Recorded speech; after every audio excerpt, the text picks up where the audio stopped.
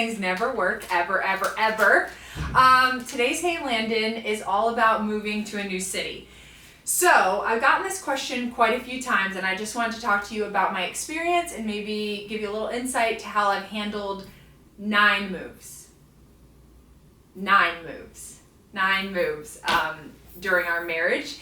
We have landed here in Nashville. We've been here about 6 years and we love it. We are happy. We've never felt more at home. We have absolutely loved the different cities that we've experienced. My husband and I are originally from Florida, South Florida. My parents and family all still live down that way. Steve's parents retired to Georgia, so they're just about 4 hours from us now, which is really, really nice. I feel like our family's close, not too close. Phone call and a short airline flight away. But during my husband's career, we lived clear across the country in Seattle, and we lived there for 5 years. We had our first baby out there, Lily, and it was really hard to be away from family, and just making the adjustment from, kind of leaving the nest, getting married, starting that new life, and then starting your own life with your own home, your first home usually, and all of that. And then from there, we went on to Minneapolis, and we were there for about 7 years, which was awesome. It was super cold, but I can't tell you enough how much I enjoyed raising my family in the Midwest. That city is active given the temperatures and the weather, and we loved it. I loved experiencing the snowman and the school bus, and when it would pick my kids up, it would literally stop and then slide 3 houses past, and then I would be like, bye kids, have a great day, and send them on their way. And then from there, we moved to Nashville, which was a job opportunity again. Now within those other states, I know that doesn't add up to 9, but we moved houses and we built before. We've lived in an apartment. We have started out with our first starter home. We bought a home that was on one of those model tour kind of street of dreams situation. I signed the the papers to sign the house in the delivery room, about to have Lily, and I was like, why are we doing this? So I've had all different scenarios, and I want to talk to you a little bit about just some things and how I got through all that. I will tell you that I've never lived near any of my family. I miss them terribly. I begged them to come visit, and they were always really good about that. So we just spent a lot of time on the phone and, at the airport, and having them in our home as much as we could.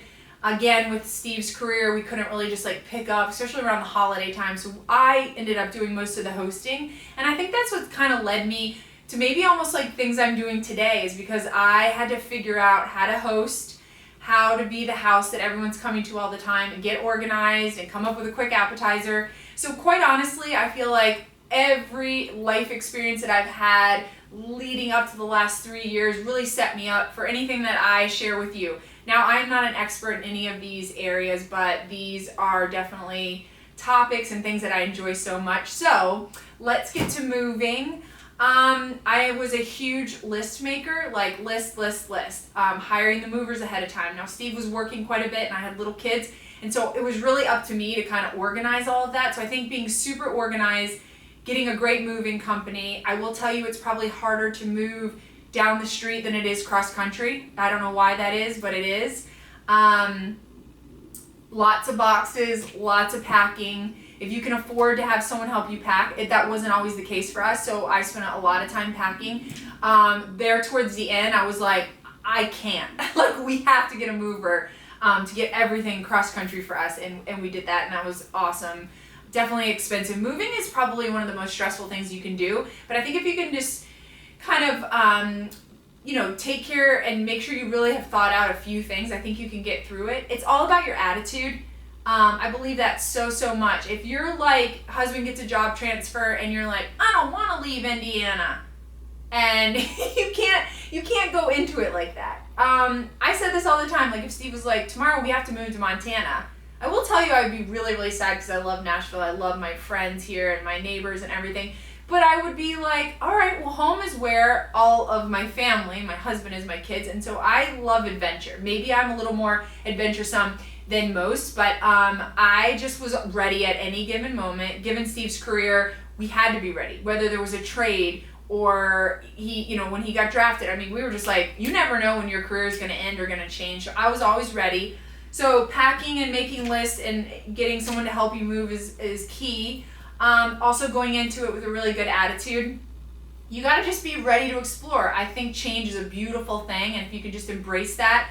And thank God there are plane tickets, and there are ways for you to see your family and your friends at all times. And honestly, distance makes the heart grow fonder, and you miss them terribly, but you're going to make it. You're absolutely going to make it.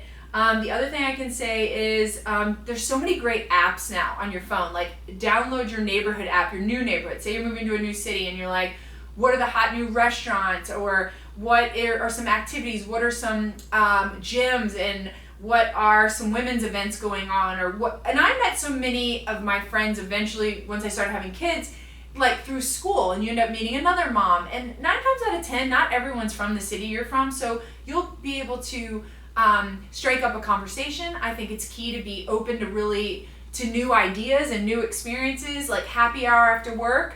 Go to happy hour. If your neighbor's having a little like potluck on the corner, go bring your favorite best dish you can make. Impress them. Always go with a smile, go with a positive attitude. You know, you become a recluse in your house and you're like, I'm not going to go out, I don't know anybody. Well, you're never going to meet anybody. So getting out, meeting people through your kids if you have kids, or social settings at work is awesome. The other thing I would say is, you know, just be graceful to yourself. Be okay. It's going to take a little time to settle in. Like, don't be like, some people are going to settle in a week and be like, I love it here. This is my new life. Some people may take longer. Give yourself the grace. Get yourself involved in things. And I think just going to it with a positive attitude is number one. And also, another thing that I did every time, and I think helps so much, you don't really feel settled until you're settled.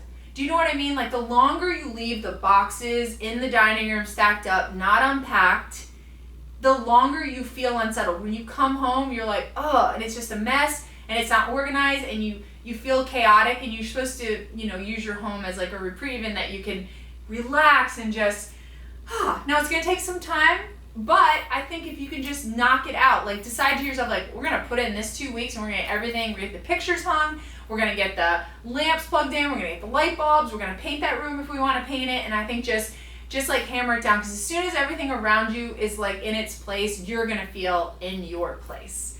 Those are just some things that moving, I always thought, I still to this day, I'm sure some of my old neighbors might be even watching this, but I was a newlywed. I hadn't had any kids at this point, and I still to this day mail Christmas cards back and forth to my neighbors in our very first neighborhood in Seattle when Steve and I first got married, and they all have kids that are grown and even in college, some married already, and they weren't even necessarily in my age group. You know, like I was in my early 20s, and I was friends with the woman that was 42, and the woman with 35 with 3 kids in the driveway with sidewalk chalk. Well, I just would grab my folding chair and sit down and have a glass of wine with her, and I think you can strike up a conversation with anyone, and just put yourself out there, you know, and do the app, go to the workout class, talk to a stranger, say, hey, I'm so-and-so, introduce yourself. It's so hard to break the ice and you feel awkward, but as soon as you do, you know, it's such a, people are just more eager to engage with you. So I think just take the time, put yourself out there, go to an activity, don't stay home, get your house unpacked, your apartment unpacked, and just enjoy yourself. Get out, walk your dog, meet people, say hi, explore your new grocery store, your new Target, and all of that. Get lost. Definitely get lost driving around. We have Waze now, which is a great app. And also just make sure your phone's charged, and you'll figure your way back home. But anyway, all right, I'm leaving you with that. I am done. Happy moving. I hope any of this little insight was helpful or makes you feel more normal or whatever. That's a lot of times what people say to me. It's like, when you talk and say things like that, I feel like, oh, okay, she's just like us. I am like you. I've done it a million times, and you can do it too. So anyway, if you ever do get this figured out, how to work this properly, let me know.